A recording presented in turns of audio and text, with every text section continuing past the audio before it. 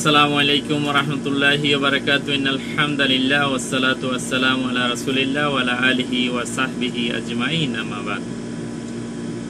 আমরা আজকে জানবো জাহান্নামীদের ফানিও সম্পর্কে।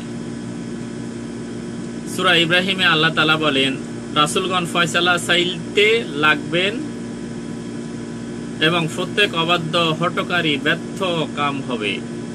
তার পিছনে দোজখ রয়েছে, তাতে ফুজ মিশানো পানি পান করানো হবে, ডোক গিলে তা পান করবে এবং গলার ভিতরে প্রবেশ করাতে পারবে না।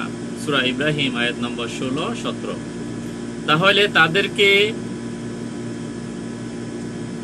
এমন পানি পান করার জন্য দেওয়া হবে ফুজ মিশ্রিত পানি, তারা সেটা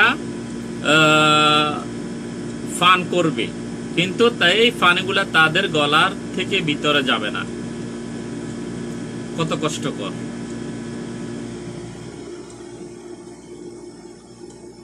রাসূলদের কাছে তারা রাসূলগণ ফয়সালা চাইতে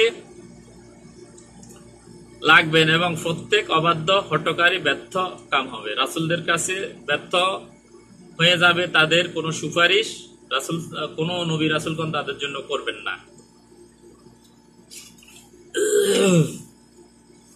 আল্লাহ তাআলা আরো বলেন, এবং যাদের পান করতে দেওয়া হবে তাদের পান করতে দেওয়া হবে ফুটন্ত পানি, অতঃপর তা তাদের নাড়ি ভুঁড়ি ছিন্ন বিচ্ছিন্ন করে দেবে। আল্লাহু আকবার। তাদেরকে যে পানিগুলা পান করানোর জন্য দেওয়া হবে, সেগুলা পান করার পরে তাদের যে নাড়ি ভুঁড়ি আছে এগুলা সব ছিন্ন বিচ্ছিন্ন হয়ে যাবে।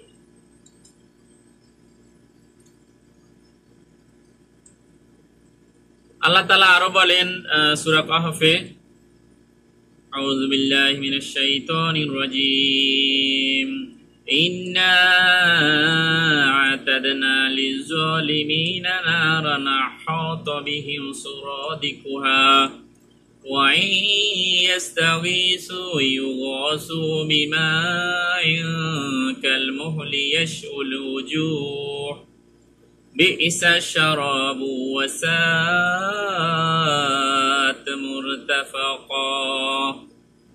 অর্থাৎ আমি জালিমদের জন্য অগ্নি প্রস্তুত করে রেখেছি, যার বেষ্টনী তাদেরকে পরিবেষ্টন করে থাকবে।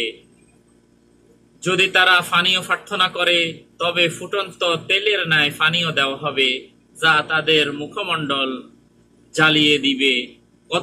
কতই না নিকৃষ্ট পানীয় এবং খুবই মন্দ আশ্রয়। সূরা কাহফ আয়াত নম্বর 29। তাহলে তাদেরকে তারা জাহান্নামে যখন কষ্ট থাকবে, তখন তারা পানীয় চাইবে, আমাদেরকে পানীয় দাও। তখন তাদেরকে ফুটন্ত তেলের মতো ন্যায় পানি দেওয়া হবে, যেটা তাদের মুখ জ্বালিয়ে পুড়িয়ে ছাই করে দিবে, এবং এটা খুবই নিকৃষ্টতম খাদ্য এবং পানীয় তাদের জন্য।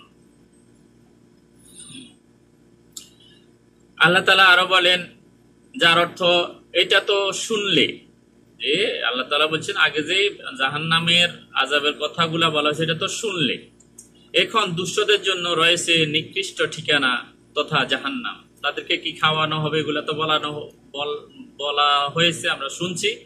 তার পরিণাম কি হবে? জাহান্নাম। তারা সেখানে প্রবেশ করবে। অতএব কত নিকৃষ্ট সেই আবাসস্থল, এটা উত্তপ্ত পানি ও পুঁজ। অতএব তারা একে আস্বাদন করুক। এ ধরনের আর কিছু শাস্তি আছে। তাদেরকে বলা হয়েছে যে এই ধরনের শাস্তির স্বাদ ভোগ করার জন্য। শাস্তির কি আসলে স্বাদ ভোগ করা হয়? শাস্তির স্বাদ ভোগ করানো হয় কারণ দুনিয়াতে তারা এই শাস্তিকে মিথ্যারোপ করে তারা দুনিয়াতে ভোগ বিলাস করেছিল, তারা দুনিয়ার স্বাদ আস্বাদন করেছিল। ওই জন্য আল্লাহ তাআলা বলছেন এই স্বাদ এখন তোমরা গ্রহণ করো, যেহেতু তোমরা আল্লাহ তাআলার আয়াতকে তোমরা মিথ্যারোপ করেছিলে। আল্লাহ তাআলা আমাদেরকে জাহান্নামের আযাব থেকে রক্ষা করুন। আমিন। আসসালামু আলাইকুম ওয়া রাহমাতুল্লাহি ওয়া বারাকাতুহু।